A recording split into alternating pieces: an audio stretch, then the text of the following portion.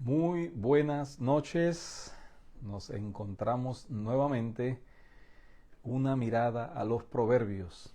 Una semana más con Cristo, un día más con Cristo y una nueva oportunidad de compartir la palabra de nuestro Señor.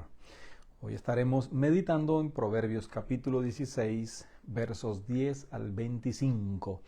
Así que le invitamos en esta maravillosa noche que pueda también preparar su corazón, su mente, con la mejor disposición de escuchar y de poder tener la sabiduría del Señor y la fortaleza del Señor para vivir su preciosa y poderosa palabra. Así que mis amados, acompáñenme en la lectura en esta preciosa noche, confiando en el Señor, que usted pueda también, donde quiera que se encuentre, tener la escritura a mano y abrirla y si no, pues prestar oído al texto bíblico en esta noche. Proverbios capítulo 16, a partir del verso 10, dice así: Oráculo hay en los labios del rey, en juicio no prevaricará su boca, peso y balanzas justas son de Jehová. Obra suya son todas las pesas de la bolsa. Abominación es a los reyes hacer impiedad, porque con justicia será afirmado el trono. Los labios justos son el contentamiento de los reyes, y éstos aman al que habla lo recto. La ira del rey es mensajero de muerte, mas el hombre sabio la evitará. En la alegría del rostro del rey está la vida, y su benevolencia es como nube de lluvia tardía. Mejor es adquirir sabiduría que oro preciado, y adquirir inteligencia vale más que la plata. El camino de los rectos se aparta del mal. Su vida guarda el que guarda su camino.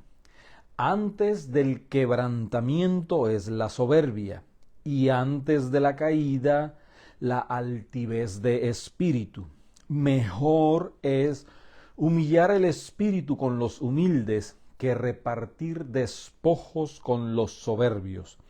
El entendido en la palabra hallará el bien, y el que confía en Jehová es bienaventurado. El sabio de corazón es llamado prudente, y la dulzura de labios aumenta el saber.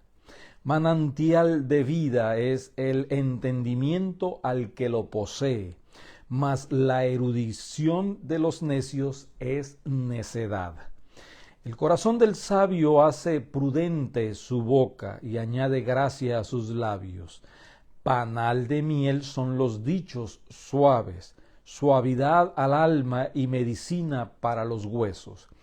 Hay camino que parece derecho al hombre, pero su fin es camino de muerte. Hasta aquí la lectura de la palabra, y le pedimos al Señor su gracia, su bendición para esta noche. Señor, gracias. Qué oportunidad tan preciosa nuevamente el poder, Señor, estar al frente de tu poderosa palabra y poder, Señor, escuchar tu voz. Prepara nuestros corazones, Señor, prepara nuestro espíritu, nuestro ser. Anhelamos, Señor, aprender de ti. Somos tus discípulos, Señor. Somos aquellos que disponemos nuestro corazón para aprender, Señor, de tu consejo. Llénanos de tu sabiduría, llénanos de tu consejo, llénanos, Señor, de tu presencia. Y fortalécenos, Señor, para seguir adelante un día más contigo, Señor. Un año más contigo en este andar, en este caminar, siempre pensando que para ti sea la honra y la gloria. En el nombre de Jesús. Amén y amén. Bien, mis amados, en esta porción de la Escritura vemos que comienza manifestando que la decisión está en los labios del rey, y que él no va a prevaricar, errar, él no va a fallar en hacer juicio. Y su juicio se basa en la verdad. O sea, Él no va a fallar en sus decisiones. Él es soberano, Él es todo sabiduría y Él conoce el tiempo, el momento, la situación, el contexto, la ocasión especial en sus tiempos y conforme a su sabiduría. Y nosotros, ¿no? Nosotros nos disponemos a aprender de Él, nos disponemos a obedecer las decisiones que Él tome, porque Él no va a errar en sus juicios, en sus decisiones. Y esto nos lleva a pensar, ¿no?, en el deseo, en lo mejor. Aquí hay una expresión en el verso 16 que remarca todo lo que hemos estado viendo en estos 16 capítulos del libro de Proverbios. Es lo mejor, dice, mejor es adquirir sabiduría que oro preciado. Y en un mundo de antivalores, para el mundo es mejor adquirir el oro preciado sin la sabiduría, sin el entendimiento, sin el consejo de Dios. Nosotros disponemos nuestras vidas para llenarnos de la sabiduría de Dios. Y para esto, entonces, pensamos en el tema de esta noche. Para esto tenemos que ser humildes, reconocer que no lo sabemos todo, reconocer que podemos estar equivocados, reconocer que hay una fuente de sabiduría superior a lo que nosotros podamos tener en un momento dado. Es importante entonces ver el versículo 18. Es a manera de prevención, es también una manera de expresar cómo volver a la senda de la sabiduría, y es solo y únicamente a través de la humildad, el ser humildes, ¿no? Ahora, el versículo lo plantea de esta manera en el verso 18. Antes del quebrantamiento es la soberbia, y antes de la caída la altivez de espíritu, ¿no? Aquí menciona esta palabra, la soberbia, ¿no? También menciona la altivez de espíritu. Eso tiene que ver con el orgullo, ¿no? Y vemos que la palabra soberbia da la idea, la imagen de alguien que se pone por encima del hombro de los demás para ser visto, para ser reconocido, para atraer y llamar la atención sobre sí, en desprecio o en desmérito de sobre aquel en el cual se ha levantado. Es interesante entender que la soberbia precede a la caída. El orgullo, ¿no? Es el levantar, por tratar de levantarse por encima de los demás. La altivez, esa vista alta que levanta la mirada por sobre los demás, creyéndose mejor, creyéndose que sabe más, creyéndose que puede más y creyéndose mejor que los demás, ¿no? El versículo lo manifiesta, ¿no? Es antes de que haya una caída, antes de que haya un quebrantamiento, entonces está la soberbia y la altivez. Y es algo que forma parte de la naturaleza del ser humano, es algo con lo cual todos tenemos que estar luchando, lidiando, porque está allí, está presente. Trabajamos con el favor del Señor en subyugar, en tratar de mantener a raya el orgullo, pero siempre va a estar allí y tenemos que tener mucho cuidado de no alimentarlo, ¿no? De no proveerle, de no darle ocasión para que se levante, ¿no? Porque se va a levantar sobre el hombro de los demás, va a levantar la mirada por encima de los demás para atraer la atención, para manifestar el deseo de ser reconocido y enaltecido, ¿no? Ahora bien, Lo contrario a la soberbia, a la altivez y al orgullo es la humildad. Y la humildad hace todo lo contrario. La humildad se disminuye, se baja por encima de los hombros de los demás para no llamar la atención, para no creerse, no creerse superior a los demás, de no creerse mejor que los demás, de no creer que sabe más que los demás. La humildad reconoce el deseo de manifestar la preferencia de los demás por encima de sí mismo, ¿no? Esta es una definición básica en el Nuevo Testamento.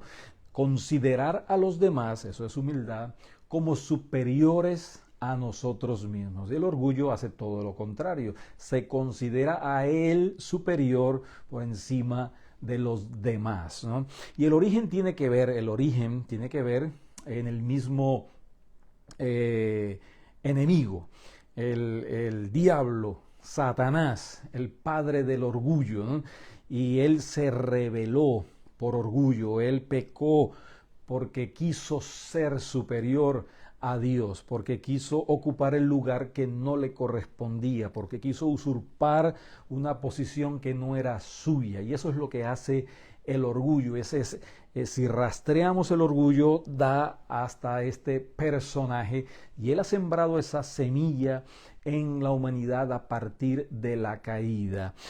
Por lo tanto, no solamente está el origen de él, sino también sus manifestaciones. Vea conmigo, menciona soberbia, menciona altivez de espíritu, luego vuelve a mencionar la soberbia en el verso 19, más adelante en el verso 22 menciona la necedad, y al final, en el verso 25, lo describe como un camino de muerte, porque eso es lo que va a traer el orgullo, la soberbia, la altivez de espíritu.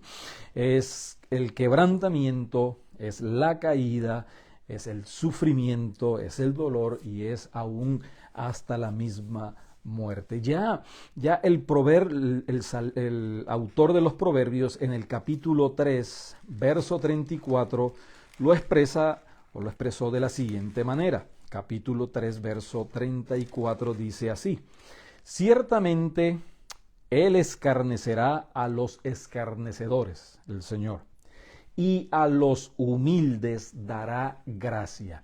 Esto quiere decir que si el enemigo representa el orgullo, la altivez, entonces el Señor representa la humildad, la bondad. Por lo tanto, Él no tiene ni quiere tener nada con los soberbios, con los orgullosos, con los altivos, ¿no? En cambio, a los humildes les dará gracia, les dará favor, porque el humilde reconoce que el Señor es superior, el humilde reconoce la necesidad de Dios, el humilde reconoce su necesidad de adquirir sabiduría, ¿no? También el salmista en el Salmo 138:6 lo expresa de la siguiente manera. Salmo 138, verso 6 dice así: porque Jehová es excelso y atiende al humilde, pero vean, dice, mas al altivo mira de lejos. ¿Sí? No tiene cabida en la presencia del Señor el orgullo, porque el orgullo representa la obra y la persona del mismo enemigo.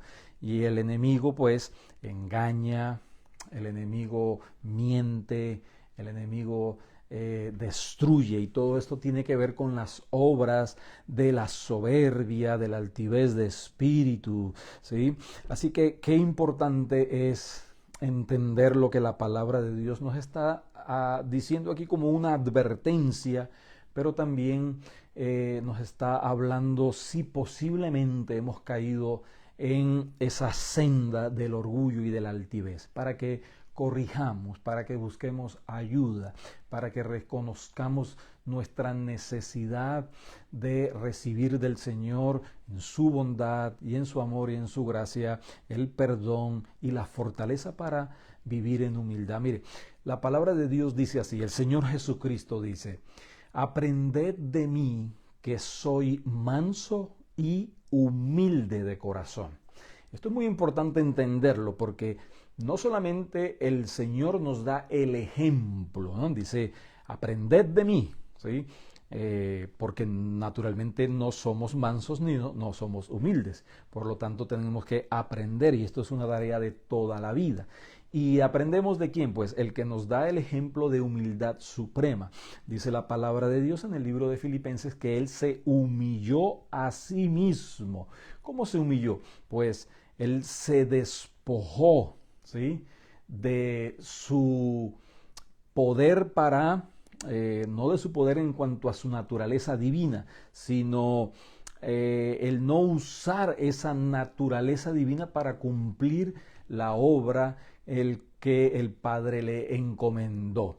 No es que Él dejó de ser Dios en algún momento, sino que no usó esa capacidad como cosa, como describe la Escritura, como cosa a que aferrarse, de qué hacer uso, de a qué poder ejecutar, ¿sí?, la obra que el Padre le dio utilizando la autoridad divina. Y dice, se despojó a sí mismo haciéndose obediente hasta la muerte y muerte de cruz. Así que, en primer lugar, el Señor nos da el ejemplo de humildad. Vino a servir, no vino para ser servido. Él lavó los pies de los discípulos. Él dio ejemplo con su vida. Así que nosotros podemos aprender de Él viendo su andar, su caminar, estudiando la palabra de Dios. Pero no solamente eso, Él no se presenta únicamente como el ejemplo, sino que Él nos da el poder también para que nosotros en nuestro deseo y en nuestra voluntad caminemos en humildad. Así que no hay la menor duda, no hay la menor posibilidad de que sea algo inalcanzable, lejano. No, podemos trabajar aprendiendo de Jesús y recibiendo de Él el poder para vivir en humildad. También, mis amados, si vamos al Nuevo Testamento, en el libro de Santiago, también hay un consejo muy relevante en cuanto a la humildad, ¿no? Santiago capítulo 4, versos 5 al 10 dice así. Bueno, leamos a partir del verso 1 del capítulo 4. ¿De dónde vienen las guerras y los pleitos entre vosotros? Pues su origen se rastrea hasta el orgullo. No es de vuestras pasiones las cuales combaten en vuestros miembros.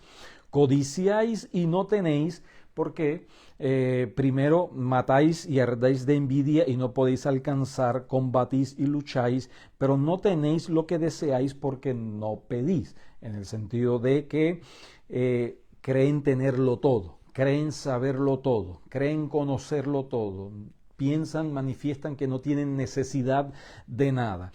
Y a la misma vez dice, pedís y no recibís porque pedís mal, para gastar en vuestros deleites, porque el orgullo les lleva a desear lo que no es agradable al Señor. Dice, oh almas adúlteras, oh almas orgullosas, ¿no sabéis que la amistad del mundo es enemistad contra Dios? Cualquiera, pues, que quiera ser amigo del mundo, se constituye enemigo de Dios. El orgullo allí presente gobernando la vida de la persona. ¿O pensáis que la Escritura dice en vano, el Espíritu que Él ha hecho morar en nosotros nos anhela celosamente, pero Él da mayor gracia? Recordemos que Él mira de lejos al altivo y da gracia a los humildes, pero Él da mayor gracia. Por esto dice, Dios resiste a los soberbios y da gracia a los humildes.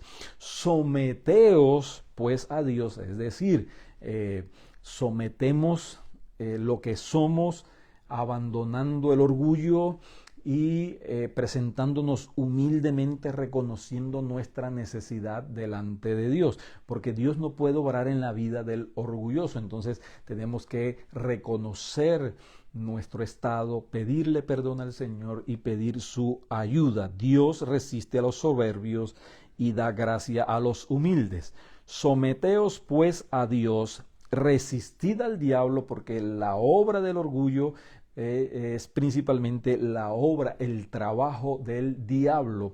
Y cuando nosotros cedemos a las pretensiones del orgullo, entonces estamos también cediendo a las pretensiones del enemigo en nuestra vida. Pero cuando nos sometemos al Señor, cuando reconocemos nuestra necesidad, cuando caminamos en humildad, dice, y el enemigo huirá de vosotros. Acercaos a Dios y Él se acercará a vosotros. Pecadores, limpiad las manos, y vosotros los de doble ánimo, purificad vuestros corazones. Afligíos y lamentad y llorad, vuestra risa se convierta en lloro y vuestro gozo en tristeza. Y termina diciendo magistralmente algo precioso, dice, humillaos delante del Señor y Él os exaltará. Qué precioso. Y cuando no es que nos va a exaltar por encima de lo que nosotros pensamos, ¿no? El único que está exaltado sobre todo, sobremanera, excelsamente, es el Señor Jesucristo, sino que cuando menciona eso es que nos dará de su bendición, de su favor, nos dará lo que realmente nosotros necesitamos. Y entonces, volviendo al proverbio, tendremos, vea, ¿qué tendremos? Dice el verso 20, entendimiento.